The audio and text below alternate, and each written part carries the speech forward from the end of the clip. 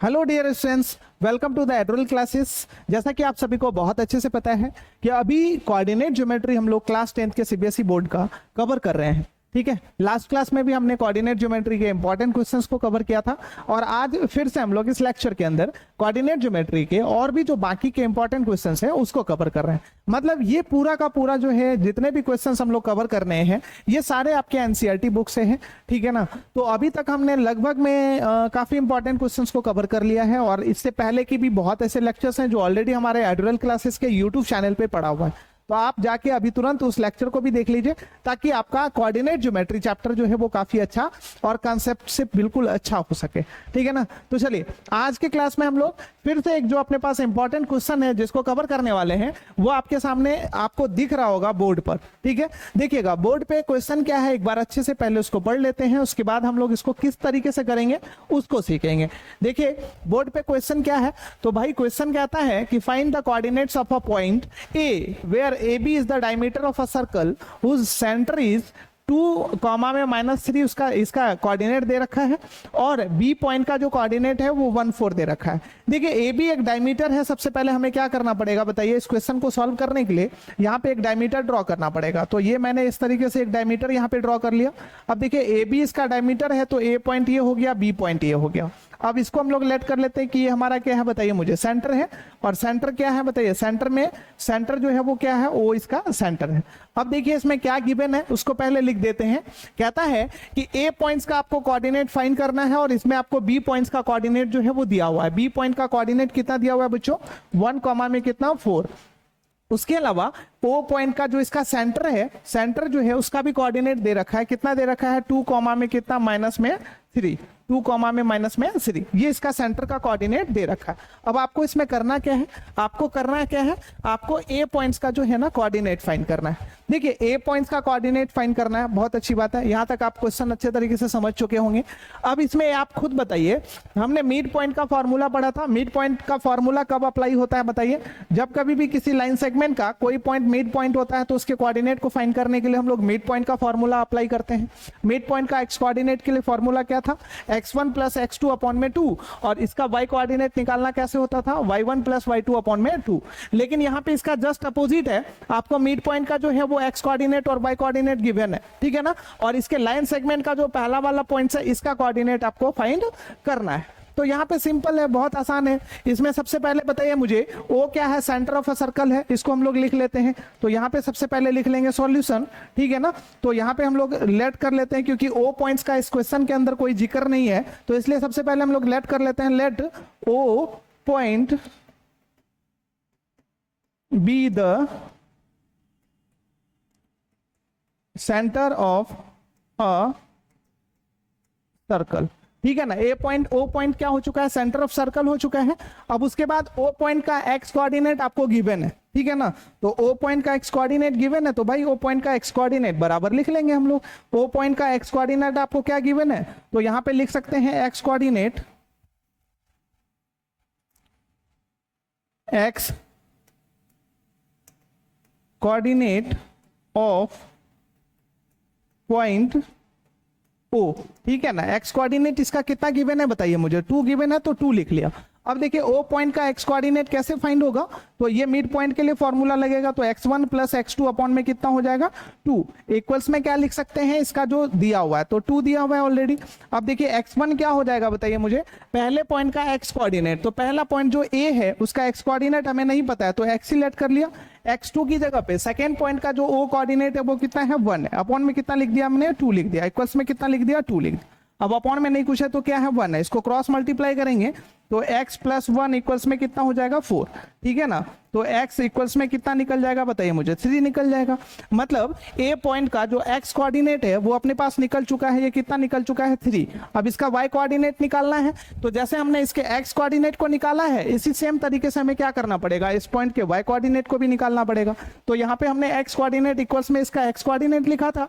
अब हम लोग फिर क्या लिखेंगे, पॉइंट O का जो y कोऑर्डिनेट दिया हुआ है कितना दिया हुआ है बताइए मुझे, -3 दिया हुआ है, तो पॉइंट O का y कोऑर्डिनेट बराबर -3 लिख लेंगे और उसके बाद फिर उसको भी सॉल्व कर लेंगे तो y कोऑर्डिनेट निकल जाएगा।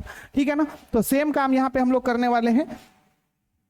अब मुझे क्या करना है, सेम पॉइंट ए का वाई कोऑर्डिनेट निकालना है। तो पॉइंट ए का वाई कोऑर्डिनेट निकालने के लिए हम लोग यहाँ पे आराम से क्या लिख सकते हैं बताइए मुझे।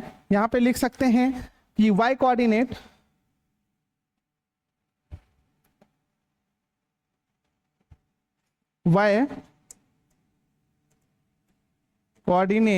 ऑफ पॉइंट ओ इक्वल्स में कितना दिया हुआ, माइनस में 3। अब देखिए इसका y कोऑर्डिनेट कैसे निकलेगा, y1 प्लस में क्या y2 अपॉन में कितना 2 इक्वल्स में कितना माइनस में 3 अपॉन में नहीं कुछ है तो 1 है।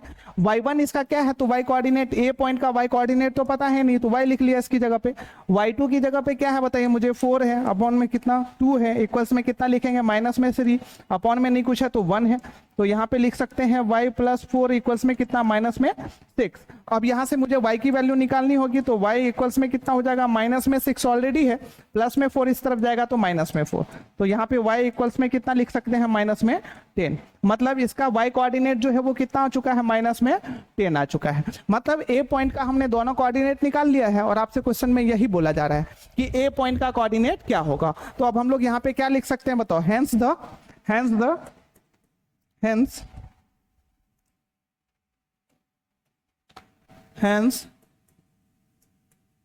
coordinate of point A equals में कितना हो जाएगा, x कॉमा में क्या y, और x की जगह पे बताइए मुझे वैल्यू क्या आ चुका है, अपने पास जो x की जगह पे वैल्यू आया है वो कितना आया है, 3 आया है, और y की जगह पे वैल्यू कितना है, माइनस में 10। तो x की जगह पे हम लोग क्या लिख सकते हैं, 3 कॉमा में कितना माइनस 10। ये अपना कोऑर्डिनेट निकल चुका है पॉइंट ए का। तो इस तरीके से आप चाहे तो आराम से ऐसे क्वेश्चन को क्या कर सकते हैं बताइए मुझे, सॉल्व कर सकते हैं। बहुत ज्यादा कोई मुश्किल है नहीं, बहुत आसान है ऐसे ऐसे क्वेश्चन को सॉल्व करने की। ठीक है, मतलब आपको एक बार देखिए फॉर्मूला अच्छे से पता हो जाना चाहिए कि आखिर फॉर्मूले का एप्लीकेशन कहां पर होता है। जैसे सेक्शन फॉर्मूला पड़ा है, मिड पॉइंट का फॉर्मूला पड़ा है, डिस्टेंस का फॉर्मूला पड़ा है। अब कहीं पे भी किसी दो पॉइंट्स के बीच का डिस्टेंस आपको गिवन होगा तो डिस्टेंस बराबर लिख देंगे और एक तरफ उसका फॉर्मूला लगा लेंगे। तो यहाँ पे हमने किस चीज का एप्लीकेशन देखा, यहाँ पे मिड पॉइंट का एप्लीकेशन था, क्योंकि आपको ऑलरेडी पता है देखिए कि रेडियस जो होता है उसका किसी भी सर्कल का जो सेंटर होता है वहां से बताइए मुझे दोनों तरफ की जो डिस्टेंस होती है वो क्या होता है, एक क्या होता है। तो दोनों तरफ के डिस्टेंस यदि इक्वल होते हैं तो ये दोनों रेडियस होते हैं। इस तरीके से मुझे पता चल चुका है यहाँ पे कि पॉइंट ओ जो है इस ए बी लाइन सेगमेंट का क्या है, मिड पॉइंट है। पॉइंट ओ क्या है, ए बी लाइन सेगमेंट का मिड पॉइंट है। तो पॉइंट ओ का कोऑर्डिनेट ऑलरेडी हमें गिवन था, ठीक है, तो गिवन था तो एक्स कोऑर्डिनेट बराबर हमने लिख लिया और एक तरफ फॉर्मूला लगा लिया। अगेन इसका वाई कोऑर्डिनेट निकालना था मुझे पॉइंट ए का, तो वाई कोऑर्डिनेट बराबर लिख लिया और एक तरफ फॉर्मूला लगा लिया, तो अपने पास निकल चुका है। ऐसे ही करके क्वेश्चन भाई आपको सॉल्व करना होता है, बहुत ज्यादा कोई मुश्किल होता नहीं। ठीक है ना, चलिए अब एक और क्वेश्चन है अपने पास देखने के लिए, एक बार फटाक से उसको भी देख लेते हैं। ये क्वेश्चन आपके लिए काफी इंपॉर्टेंट है बाबू, इसको अच्छे से याद रखिएगा। सेकंड एक और क्वेश्चन है, इसको देखिए। देखिए इस क्वेश्चन में क्या कहता है, इस क्वेश्चन में कहता है if A and B are, A point का कोऑर्डिनेट ये गिवन है, बी पॉइंट का coordinate 2, -4 respectively, find the coordinate of point P. आपको पॉइंट पी का कोऑर्डिनेट फाइंड करना है जहां पे सच दैट एपी बराबर में क्या है, 3/7 AB है। देखिए यहाँ पे क्या है, मान लीजिए एक लाइन सेगमेंट हमने ले लिया यहाँ पे एबी। एबी क्या है अपने पास, एक लाइन सेगमेंट है, क्योंकि ए पॉइंट का कोऑर्डिनेट और बी पॉइंट का कोऑर्डिनेट जो है वो गिवन है। तो ए बी लाइन सेगमेंट है, ए पॉइंट का कोऑर्डिनेट कितना गिवन है बताइए मुझे, -2 कॉमा में कितना -2, ये कोऑर्डिनेट जो है वो गिवन है।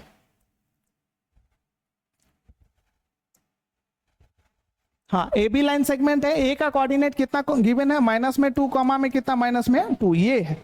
और बी पॉइंट है, बी पॉइंट का कोऑर्डिनेट जो है कितना है, 2 कॉमा में कितना -4, इस तरीके से। अब कहता है कि ए बी लाइन सेगमेंट पे पी एक पॉइंट है, पी क्या है, एक पॉइंट है, एक पी हमने यहाँ पे एक पॉइंट ले लिया है जिसमें आपके पास ऑलरेडी गिवन है एपी बराबर 3/7 AB है। एपी बराबर क्या है, 3/7 AB।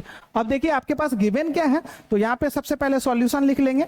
यहाँ पे आपके पास एपी बराबर में क्या है, 3/7 AB। अब बताइए मुझे AB को यदि हम लोग इस तरफ लेके जाएंगे तो AP अपॉन में क्या हो जाएगा, AB इक्वल्स में कितना हो जाएगा, 3/7। अब यहां से यदि हम लोग बात करें तो AP का वैल्यू जो है वो कितना निकल चुका है, 3, और AB का जो वैल्यू है वो कितना निकल चुका है, 7। अब देखिए ये पूरा डिस्टेंस जो है ना, यहां से यहां का डिस्टेंस जो है वो कितना है बताइए मुझे, 7 है। और यहां से यहां का डिस्टेंस बोले तो यहां से और P पॉइंट तक का जो डिस्टेंस है वो कितना है, 3 दिया हुआ है। अब देखिए आपको क्या करना है बताइए मुझे, इसमें P पॉइंट का कोऑर्डिनेट फाइंड करना है। इसमें यदि आपको P पॉइंट का कोऑर्डिनेट फाइंड करना है तो आप खुद सोचिए, P पॉइंट आपको पता होना चाहिए कि इस पूरे लाइन सेगमेंट को किस रेशियो में डिवाइड कर रहा है। अब इसका रेशियो कैसे निकलेगा, तो इसका रेशियो निकालने के लिए मुझे AP का लेंथ पता होना चाहिए और BP का लेंथ पता होना चाहिए। तो AP और BP का लेंथ पता होगा, दोनों को डिवाइड कर देंगे तो भाई यहां से रेशियो पता चल जाएगा। तो अभी आपके पास ऑलरेडी क्वेश्चन में क्या गिवन है बताइए, AP दिया हुआ है 3, ठीक है ना, और लेकिन BP का लेंथ नहीं पता है। हाँ, लेकिन पूरे AB का लेंथ जो है वो कितना है, 7 है। अब बताइए BP का लेंथ निकालने के लिए हम लोग क्या करेंगे, AB के लेंथ में से AP को लेस कर लेंगे तो आराम से निकल जाएगा। तो यहाँ पे हम लोग क्या लिख सकते हैं, BP बराबर में क्या लिख सकते हैं बताइए मुझे, AB माइनस में AP तो आराम से लिख सकते हैं। AB की जगह पे कितना है 7 माइनस AP की जगह पे 3 है, तो इक्वल्स में कितना निकल चुका है 4। मतलब अब B से P का जो लेंथ है वो कितना निकल चुका है, 4 निकल चुका है। अब आप मुझे खुद बताइए, इन दोनों का लेंथ पता चल चुका है तो इन दोनों का रेशियो हम आराम से निकाल सकते हैं। अब हम लोग यहाँ पे क्या लिख सकते हैं, hence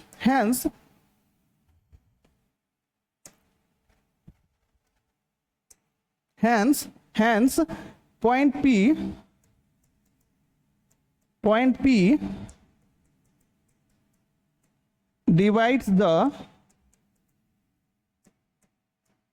line segment in the ratio.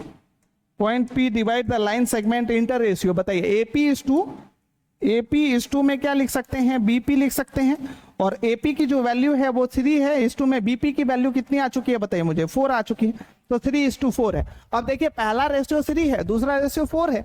बताइए मुझे P पॉइंट का कोऑर्डिनेट फाइंड करना होगा, तो बच्चों इसके लिए कौन सा फॉर्मूला लगाएंगे भाई, सेक्शन फॉर्मूला लगाएंगे, क्योंकि सेक्शन फॉर्मूला जब अदर रेशियो में डिवाइड होता है तो उसके लिए कौन सा फॉर्मूला अप्लीकेबल होता है बताइए, सेक्शन फॉर्मूला। तो अब P पॉइंट का कोऑर्डिनेट निकालने के लिए सेक्शन फॉर्मूला लगाना पड़ेगा। तो सेक्शन फॉर्मूला लगाने के लिए आपको क्या करना पड़ेगा बताइए मुझे, x1 x2 y1 y2 और m और n की वैल्यू तो ऑलरेडी आपके पास गिवन ही है।